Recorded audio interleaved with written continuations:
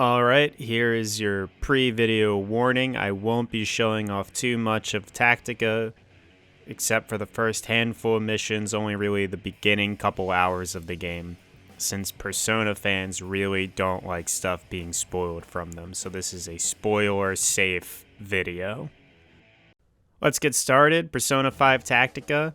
It's got good graphics. I thought the story was pretty fun. It's got great music. They have the same returning composers from Persona 5. The game's got fun characters. The new characters are very good. The villains are pretty enjoyable to interact with. And overall, the gameplay is pretty solid.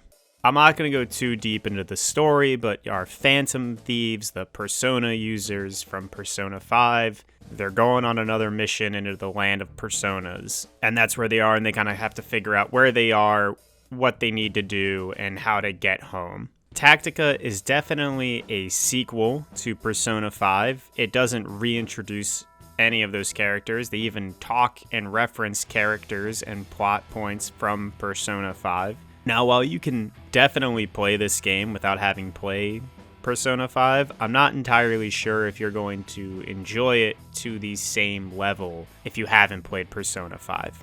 I haven't played Persona 5 since it originally came out in 2017, and I haven't played a single spin-off, Strikers, Royal. I haven't touched either of those games. So for me, it was pretty nice and fun to see the Phantom Thieves and this whole cast of characters coming back that I haven't seen in years.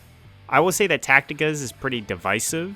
I was looking at a couple user reviews, and some people were saying that it's too hard, other people were saying it's too easy. I was looking at some critic reviews, and some critics were saying the game's a great sequel, and other people were saying that this is probably the worst of the Persona 5 spin-offs. For me personally, I thought the game was really enjoyable. It was probably the best tactics game I played in 2023. And I'll get into why, because it's still not the greatest tactics game, but I thought it was pretty fun. So right off the bat, in Persona 5 Tactica, every character gets an additional persona, which is new. It's not a normal thing. I like that because you can mix and match personas amongst your cast of characters. You can only bring 3 characters into battle at a time, which is totally fine with me because you actually aren't restricted. It's not like you have to bring Joker and then 2 others. You can bring any 3 characters on almost any mission you want. You can upgrade your favorite characters. People collect experience and talent points collectively as a group, so no one character is ever going to be ahead of the other. You can feel free to switch out and try any of the different characters in your roster that you want. I think that's great. I think the creating weapons and creating personas is also very good. You level very quickly, so you're not using the same persona pretty much any mission unless you want to. You can just keep upgrading and trying out new personas because you really scale in levels. This game took me probably 21 to 23 hours to beat, and that was having every text conversation, doing every side quest, and then obviously beating the game. The game is very streamlined, it's very concise, it's like right to the point of gameplay and storytelling, and I felt it kept an incredibly good pace. Now on to the actual gameplay. Persona 5 Tactica is a tactics RPG. You control these 3 characters, and I'll say that the combat isn't the most engaging thing ever. But what is cool about the combat, the challenge, the real fun of the game, at least for me, became comboing moves together and chaining different attacks into knockdowns to just sweep a whole mission in one turn. You can combo to gain extra turns, and you can set up placements, and the way they have this all playing out in the game is very, very well done in my opinion. The actual terrain of each mission and each level is different, and it all matters. The heights matter. The cover matters. How you knock them out of cover matters. Resistances, knockdown effects. There's moving platforms. There's elevators, puzzle switches. As the game progresses, the enemies you fight become harder. They add new enemies that do new types of mechanics, and I don't just mean, oh, this enemy buffs the standard soldier. I mean, they have enemies that mess around with the terrain. They have enemies that really play around with how you handle certain scenarios, which I thought was really cool. And on top of adding those different types of enemies as the game progresses, they also add these different types of environmental hazards and obstacles that require, problem-solving skills. It's kind of like each level is sort of a puzzle that you have to get through, and I thought that was really fun. To me, that's what made this game really engaging.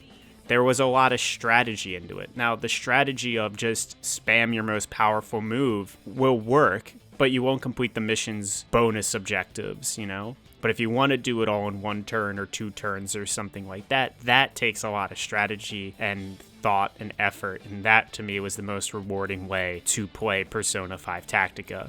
And I also thought building the characters was very fun. There's a lot of personas and a lot of ways to make these personas. Completing missions grant you personas. And I was able to build my team of 3, and I just used the same 3 characters throughout the whole game because that's just what I wanted to do. I like their moveset. Building these characters is not very complicated. It's very forgiving. However, each member of the Phantom Thieves kind of plays the same. Their differences are in their stats. Like Yusuke just has the most movement speed, and their talent trees are slightly different. And I think just those 2 little options here, that the characters aren't that different, so it doesn't matter. You can just play with your favorites, but they're different enough that, I personally don't remember liking Yusuke in the original Persona 5, but I loved him in this game. I thought he was funny, but more importantly, I liked having him in my party and on my team. I thought that was cool. I like that.